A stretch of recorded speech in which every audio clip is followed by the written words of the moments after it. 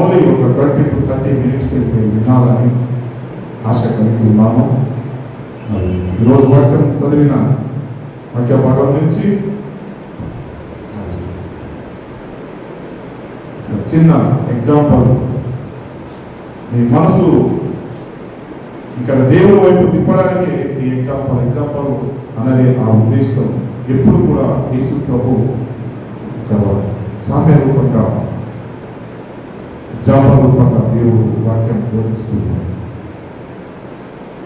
మరి ఈ రీతిగా ఈరోజు మనం చూస్తున్నాం, ఒక ఆయన నల్ల మేకపోతు ఖరీదు చేసుకున్నాడు. మార్కెట్కి వెళ్ళాడు, ఒక నల్ల మేకపోతు ఆయన పర్చేజ్ చేసుకున్నాడు. ఖరీదు చేసుకొని వెళ్ళాలి, మంచి మేకపోతు బాగా ఉన్నది. ఆ మేకపోతును చూసి దొంగలు 4 మంది ఇది ఎట్లా ఏదైనా రీతిగా అది ఆయన దగ్గర నుంచి దొంగలించాలి, అతని కాలి ఆయన దగ్గర నుంచి మనం లాక్కోవాలని ఒక ఉద్దేశంతో వాళ్ళ ఆలోచన చేసుకొని వాళ్ళు 4 మంది దొంగలు మాట్లాడుకున్నారు. ఫలానా ఈ మనిషి నల్ల మేకపోతు తీసుకున్నాడు, ఇక్కడి నుంచి ఆయన ఈ మార్గముకు వెళుతున్నాడు, ఈ మార్గంలో వెళుతున్నాడు. ఎట్లా చేసి ఈయనకు మోసం చేద్దాము అని ఎట్లా ఈయన దగ్గర నుంచి తీసుకోవడానికి ప్లాన్ చేసుకొని వాళ్ళు ఒక్కొక్క స్టెప్ వైజ్ మాట్లాడుతున్నారు. నేను ఈ ప్లేస్ ఉంటాను, 4 మంది ఒకటే వర్డ్ మాట్లాడాలి, ఎవరు తేడా మాట్లాడకూడదు అని వాళ్ళు 4 మంది ఒకటే మాటలో పలకడానికి ప్లాన్ చేశారు. ఏంటి ఆ మాట అంటే, మీరు ఒక మాట చెప్పాలి ఆయనకు. ఆయనకు ఒకటి మాట ఏ రీతి చెప్పాలంటే, ఈ నల్ల మేకపోతు ఉంది కదా, ఈ నల్ల మేకపోతు నల్ల కుక్కను నీవు తీసుకొని వెళుతున్నావు కదా అని ఆయనకు ఈ మాట మీరు ఇదే కంటిన్యూగా 4 మంది ఇదే పలకాలని మాట్లాడుతున్నాం. సరే అనుకొని వాళ్ళు అక్కడెక్కడ దారి మధ్యలో నిల్చున్నారు. మరి ఆయన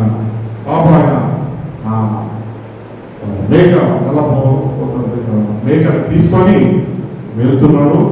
ఫస్ట్ ఆయన కనిపించాడు. ఆయన చూసి, ఏంటంటే మేము ఇంత జాగ్రత్తగా పట్టుకొని ఈ నల్ల మేకపోతే నువ్వు నెలలో తీసుకొని పోతే ఎంత జాగ్రత్తగా తీసుకొని పోతున్నాము, ఏం సంగతి అని ఆయన నవ్వుతున్నాడు. ఏమైనా చేస్తున్నాడు అంటే నల్ల కుక్కను తీసుకొని వెళ్తుందని, ఏంది ఇంత జాగ్రత్త నల్ల కుక్కను మేము తీసుకొని పోతున్నాము అని ఆయన కొంచెం రీతిగా మాట్లాడాడు. నేను పర్చేజ్ చేసింది నల్ల మేకపోతు, కానీ వీడు కుక్క అంటున్నాడు కదా అంటే మళ్ళా చూస్తున్నాడు. మనిషికి చూడండి అనుమానం, మళ్ళా చూస్తున్నాడు. అది నల్ల పోత ఉంది కదా, ఇది నల్ల మేక ఉంది కదా, నల్ల కుక్క కాదు కదా ఇది అనుకొని మళ్ళా కాదు అబద్ధం చెప్తున్నాడు అనుకొని మళ్ళా ముందుకు వెళ్ళాడు.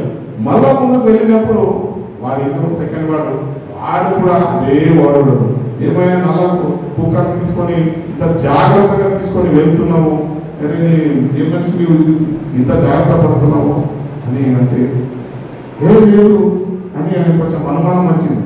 మళ్ళా చూశాడు, ఇది నల్ల కుక్కరా నల్ల మేకపోతా నల్ల అంటే అది కన్ఫ్యూజ్ అయిపోతున్నాం. అప్పుడే 50% ఆయన కన్ఫ్యూజ్లో ఉన్నాడు. అదే రీతిగా ఇంకా కొంచెం ముందుకెళ్తే ఆయన కూడా అదే మాట చెప్పాడు. ఆయన కూడా అదే మాట చెప్తున్నప్పుడు ఆయనకు హై టెంపరేచర్ 90 వరకు వచ్చింది. నేను పర్చేజ్ చేసింది నల్ల మేకపోతా అయితే ఇది నల్ల కుక్క అంటున్నారు కదా, ఇది ఏమో విచిత్రం ఉంది, ఇది ఏదో నాకు బై మిస్టేక్ ఏదో జరిగి ఉండొచ్చు అనుకొని ఆయన దానిని కన్ఫ్యూజ్ అవుతాడు. ఆయన దాన్ని కన్ఫ్యూజ్ అయ్యి లాస్ట్కి 4 అయినా పోయి అదే మాట చెప్పినప్పుడు ఏం చేస్తాడు, ఇది నల్ల కుక్కని అనుకొని అది అక్కడే వదిలేసి వెళ్ళిపోతాడు. ఆ 4 దొంగలు అది ఏం చేస్తారో అది తీసుకొని వాళ్ళు ఎంజాయ్ చేస్తారు. మరి ఈరోజు ఈ చిన్న సారాంశంలో నిజాయితీ ఏం తెలుస్తుందంటే, మానవ జీవితంలో మీరు ఎంత సక్రమంగా నడిస్తే కూడా ఈ లోకంలో కొంతమంది మీరు ముందుకు వెళ్తే వెనక గుంజేవాడు ఉంటారు. నీవేమైనా అంత భక్తిగా ప్రార్థన చేస్తున్నావు, అంత భక్తిగా ఉంటున్నావు, ఏం జరిగింది నీ కుటుంబంలో? నీ కుటుంబంలో దేవుడు ఏమైనా ఆశీర్వదించాడా? నీ కుటుంబంలో ఏమైనా అద్భుత కార్యాలు జరిగినాయా? నీవేమైనా ఇంప్రూవ్మెంట్ కనిపించిందా? ఏమి లేదు. లోకరీతిగా చూడు, వాళ్ళు ఎంత ఎంజాయ్ చేస్తున్నారు, వాళ్ళు మంచిగా తింటున్నారు, మంచిగా తాగుతున్నారు, వాళ్ళ కుటుంబంతో మంచిగా ఎంజాయ్ ఉంటున్నారు, పార్టీకి వెళ్తున్నారు. ఎందుకయ్యా నువ్వు సండేకి వెతికి వెళ్తున్నావు? నువ్వు సండే చర్చికి వెళ్తే నీకు ఏమి లాభం ఉంది? ఇటువంటి క్రియేటివిటీ మానవులు మన జీవితంలో ఉద్భవిస్తాయి సోదరు. అప్పుడు ఏమవుతాం మనము? అవును కదా, నిజమే కదా, ఎందుకు మనం చర్చికి వెళ్తే ఏం లాభం ఉంది? వెళ్తే ఏముంది లాభం అని ఏం చేస్తాము? మళ్ళా మనం వెనకడుగు వేసే ఛాన్స్ కూడా మన జీవితంలో చాలా ఉంది. అందుకోసం దేవుడు ఈరోజు మీతో మాట్లాడుతున్నాడు. ఎంత సందర్భాలు, ఎన్ని బాధలు, ఎన్ని ఇబ్బందులు, ఎన్ని కష్టాలు, ఇట్లా నీకు జ్వరం వస్తే కూడా సంఘానికి రావాలి, సంఘాన్ని మర్చిపోవాలి. ఏమి కాదు, జ్వరం వస్తే మనమేమో ఏమి కాదు, ఇక్కడికి వస్తే దేవుడు నీకు స్వస్థపరిచే దేవుడు ఉన్నాడు, ఆశీర్వదించే దేవుడు ఉన్నాడు అని ఈరోజు మన వాక్య భాగంలో మనం చూద్దాం. మన వాక్య భాగంలో కొలస్సీయులకు రాసిన పత్రిక మరి 3:9-10 వరకు మనం చూస్తున్నాము. కొలస్సీయులకు రాసిన పత్రిక ఒకరితో ఒకడు అబద్ధమాడకుడి, ఏలనగా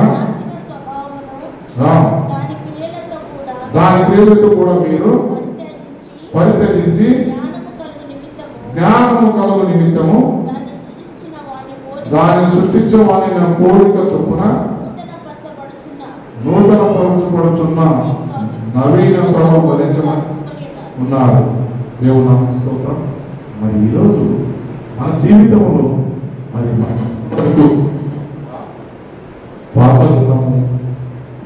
పాత రోత జీవితం వదిలేసి నవీన జీవనికి రావాలంటే మరి ಕೆಲವು కండిషన్లు మన జీవితంలో కంపల్సరీ అలవర్చుకోవాలి. మరి నవీన జీవనం కావాలంటే మొదటిగా మనము చేసుకోవాల్సింది ఏమున్నది అంటే, మొదటిగా మనము కోపము, ఆగ్రహము, దుష్టత్వము, దూషణ, మీ నోటు, బూతులు అన్నీ విసర్జించాలి. మొదటిది. ఒక నిజమైన క్రైస్తవ జీవితంలో ఉండాలంటే ఇవన్నీ క్రియలు ఏమున్న ఈ లోక సంబంధించిన ఇవన్నీ మనము విడిచిపెట్టాలి.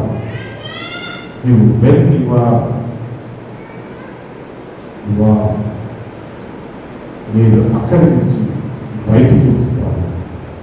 ఇవన్నీ ఏమున్నాయి? బూతు మాటలు, చెడ్డ మాటలు, కోపం, ఆగ్రహం, ఇవన్నీ నుంచి బయటికి వచ్చినప్పుడే అప్పుడే మన కుటుంబం బాగుపడుతుంది. మరి రెండవది మనం చూస్తున్నాము, ఒకరితో ఒకడు అబద్ధం ఆడకూడదు. చూడండి, ఒకరితో ఒకరు అబద్ధం ఆడకూడదు. ఈరోజు మన ఎన్నోసార్లు దైవసేవకులు ఎన్నోసారి ఈ మాట చెప్పారు. సెల్ ఫోన్లు కూడా మనం ఎన్నోసార్లు మనం చర్చ దగ్గర ఉంటాము, ఇంట్లో ఉంటామని చెప్తాం. అది అబద్ధమే, అది కూడా అబద్ధమే. కానీ మ్యాక్సిమం దీని నుంచి మనం అవాయిడ్ చేసుకోవాలన్నది. ఎక్కడుంటే హైదరాబాద్ ఉంటే హైదరాబాద్ చెప్పండి, బెంగళూరు ఉంటే బెంగళూరు చెప్పండి, హైదరాబాద్ ఉంటే హైదరాబాద్, ఎక్కడుంటే అక్కడికి చెప్పండి. ఎవరేం చేయలేము. మేము చిన్న విషయాల్లో మనం అబద్ధం చెప్తే రోజుకి ఎన్ని అబద్ధం చెప్తాం చెప్పండి. మీ భార్య ఫోన్ చేసి ఉంటాం, ఎక్కడ ఉన్నాయా వస్తున్నాం రా ఇంటికి, ఎక్కడ ఉన్నామంటే మనము ఇస్లాంపూర్లో ఉంటాం, హైదరాబాద్ ఉంటాం చెప్తాం. మరి చూడండి, ఇటువంటి అబద్ధ మాటలు మానుకోవాలి, అబద్ధ మాటలు మానుకోవాలి. మరి మేము ఈరోజు చూస్తున్నాము దేవుడు మంత్రంలో ఆదికాండం 3 మన దేవుడు ఆదాము, హవ్వలు, ఇవన్నీ స్టోరీ మీకు అందరికీ తెలిసిన విషయం. ఈ స్టోరీలో మనం చూస్తాము, దేవుడు సృష్టించినప్పుడు ఏమేమి చేశాడు, మరి ఏ రీతిగా ఈ సృష్టి క్రియేట్ చేయబడినది అన్నది మన స్వర్గస్థ ప్రతి ఒక్కరికి తెలిసిన విషయం. అక్కడికి కూడా లోకము సృష్టి స్టార్టింగ్ నుంచే మనిషి అబద్ధం చెప్పడానికి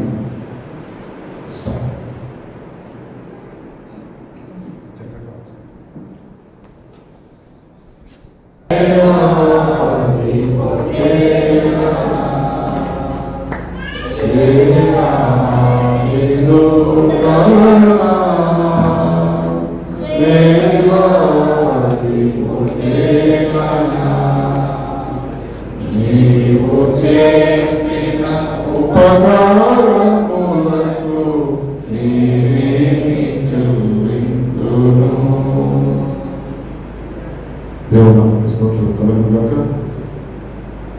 మరి ఆదాము అవ్వ దగ్గర మరి దేవుడు ఒక ఆజ్ఞ ఇచ్చాడు.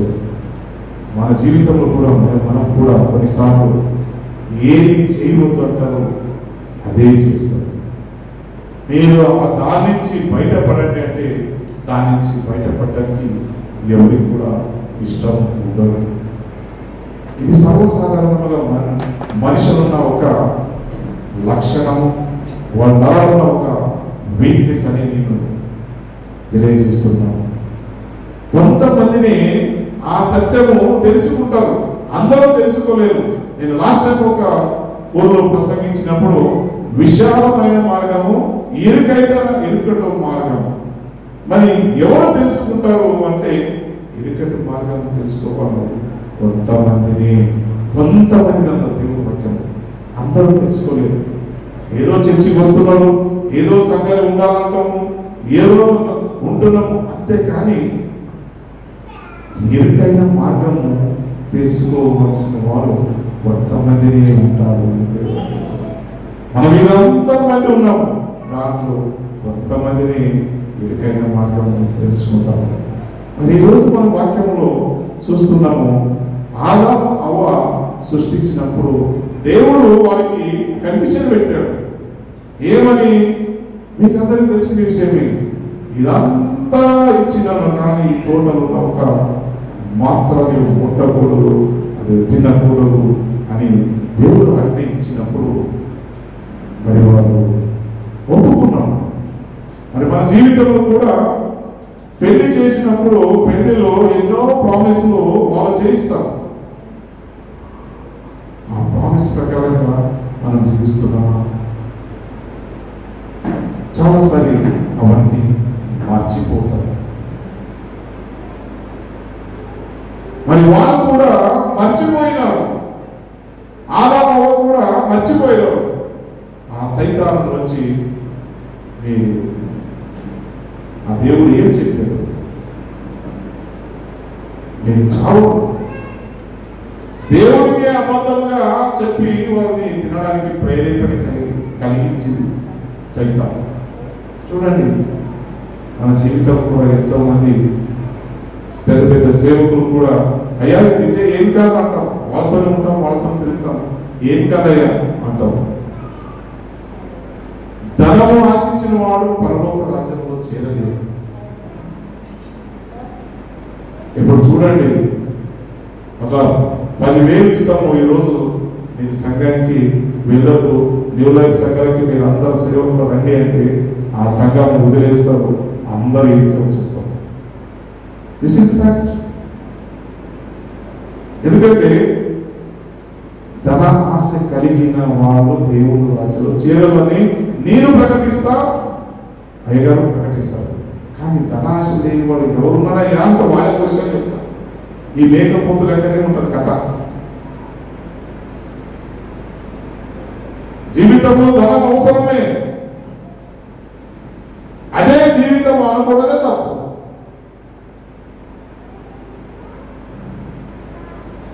మరి సైతాను వాళ్ళకి వచ్చి మీరు నిజంగా చావే చావు, మీరు నిజంగా చావే చావు. ఎప్పుడు స్టార్టింగ్ ఈ సృష్టించిన తర్వాత అప్పటి నుంచి అబద్ధము మనిషిని నరనాడిలో చేరింది. ఇది నిన్న ఉన్నది కాదు అబద్ధం చెప్పింది. సృష్టి సాధించినప్పుడు నుంచి కూడా ఈ అబద్ధము అన్నది, మోసము అన్నది, ఇవన్నీ అప్పటి నుంచి శరీరాలు చేరి అవన్నీ వదులుకోవాలి అంటే నీవు యేసు ప్రభువుని సొంత రక్షకునికి స్వీకరించినంత మాత్రమే మనం వదులుకుంటాం. ఎప్పుడు యేసు ప్రభు మన హృదయంలో రాడు అప్పుడు వరకు మనం ఇదే నటన జీవితం ఉంటుంది అని నేను స్పష్టంగా చెప్పగలను. నేను కూడా అంతే. నేను కూడా once upon A time I'm also same field అంతా చూడండి, సేమ్ పనిలో ఉన్న వాళ్ళే. మీరున్నాను లేదో కానీ నేను కూడా సేమ్ ఫీల్డ్లో అబద్ధం చెప్పేవాడు, మోసం చేసేవాడు, అవన్నీ ఉన్నాయి. కానీ ఏ రోజు యేసు నా హృదయంలో వచ్చినాడు ఆ రోజు నుంచి ఈ అబద్ధం అనేది మ్యాక్సిమం 90% మేము అబద్ధం నుంచి దూరం ఉండాలని అనుకుంటూనే ఉన్నాం. నేను అనుకుంటున్నాను సార్ 100% ఎవరు చేయరు సార్, ఉండొచ్చు 100% కూడా కొన్నిసార్లు కొన్ని సందర్భం బట్టి అబద్ధం చెప్తూ ఉండొచ్చు. అని దేవుడు అబద్ధం చెప్పకూడదు. ఈరోజు మనం ఇవన్నీ మనం ఫ్రూట్ఫుల్ క్రిస్టియన్గా ఉండాలి అంటే ఇవన్నీ మానుకుంటే మాత్రమే మన కుటుంబము, మనము దీవించబడతారు. మనది దేవుని వాక్యం మనకి సర్విస్తుంది. మరి మూడవది మనము చూస్తున్నాము కొలెస్ట్రాల్, అదే 3:10 మనకి ఒకటి రాసి ఉన్నది, ప్రాచీన స్వభావములను విడిచిపెట్టాలి, నవీన స్వభావం ధరించుకొని ఉండాలని 3:10 మన దేవుని వాక్యం. ప్రాచీన స్వభావం ఏ రీతిగా ఆదాము హవ్వను చిన్న తప్పు చేశారు. ఆ చిన్న తప్పు చేసినప్పుడు దే ఆర్ పనిష్. ఓన్లీ చిన్న తప్పు చేస్తే వాళ్ళు ఆ ఏదేని తోట నుంచి బయట తోలించారు. మరి మన జీవితంలో మనం ఎన్నో తప్పులు చేస్తామో అది కౌంట్ చేస్తే నిజంగా మనం దేవుని రాజ్యంలో వారసులు కాగలమా? కొంతమంది ఈజీగా దైవ సేవకులు కొన్నిసార్లు మెసేజ్ చెప్తుంటారు, నీవు నమ్మితే చాలు, యేసు ప్రభువుని నమ్మితే చాలు, నీ పాపం అంతా పోతాయి అంటున్నాను. నేను దానికి కొన్ని విషయాలు అంగీకరించాలి. ఎందుకంటే ఓన్లీ నమ్మితే కాదు, నీ క్రియ రూపంలో కూడా కనిపించాలి దేవుని సంగతి. నీవు స్వర్గరాజ్యానికి పోవాలంటే నీ నమ్మితే స్వర్గానికి పోతావు అనేది కాదు. యేసు ప్రభు దేవుడు అని హిందువులు కూడా నమ్ముతారు, అన్యులు కూడా నీ లెక్క నమ్ముతారు. యేసు ప్రభు దేవుడే, ఆయన కూడా వచ్చి వాళ్ళు కూడా మనస్సు కొడతారు, వాళ్ళు కూడా వాళ్ళ ఇంట్లో పూజిస్తారు. తెలుసా మీకు? వాళ్ళు కూడా ఇంట్లో కూడా పూజిస్తారు. కానీ అంత నమ్మితే దేవుడు ప్రజలు. మరి ఈరోజు దేవుడు నాతో మాట్లాడుతున్నాడు, నేను నమ్మినంత మాత్రం దేవుని రాజ్యానికి వెళ్ళలేవు. నీవు క్రియలు కూడా కనిపించాలి. నీవు ప్రాచీన స్వభావం అంటే మన క్రియలు, మన మాటలు, మన నడక, మన తేలిక, మన చూపులు, మన శరీర భావాలు, మన ఆలోచనలు, ఇవన్నీ కూడా విడిచిపెట్టాలి. నవీన స్వభావం అంటే దేవునితోని, దేవుని పిల్లలతోని, సంఘంతోని కలిసి ఉండడానికి ఆలోచన చేయాలి. అప్పుడే దేవుడు మాట్లాడతాడు. మన దగ్గర అంతా కీడు పెట్టుకొని, మన దగ్గర కల్మష, మన దగ్గర ద్వేష, మన దగ్గర అసూయ, మన దగ్గర కపటము పెట్టుకుంటే నీవు ఎన్ని సంవత్సరాలు కూడా నీవు ఏ పని చేస్తే కూడా దేవుడు మమ్మల్ని దీవించడు అనేది దేవుడు వాక్యం సర్విస్తుంది. నువ్వు ఏ పని చేస్తే కూడా దేవుడు ప్రేమించాడు, ఆశీర్వదించాడు. ఒకరినొకరిని ప్రేమించాలి, ఒకరినొకరిని ఆదరించాలి, ఒకరినొకరిని మనం ప్రార్థన చేయాలి. కుటుంబంలో చూద్దాం, అప్పుడు దేవుడు దీవిస్తాడు. ఈరోజు మనం చూస్తున్నాము, ఇవన్నీ విడిచిపెట్టాలి. అబద్ధం ఆడకూడదు, ఇవన్నీ చేయాలి అని బూతులు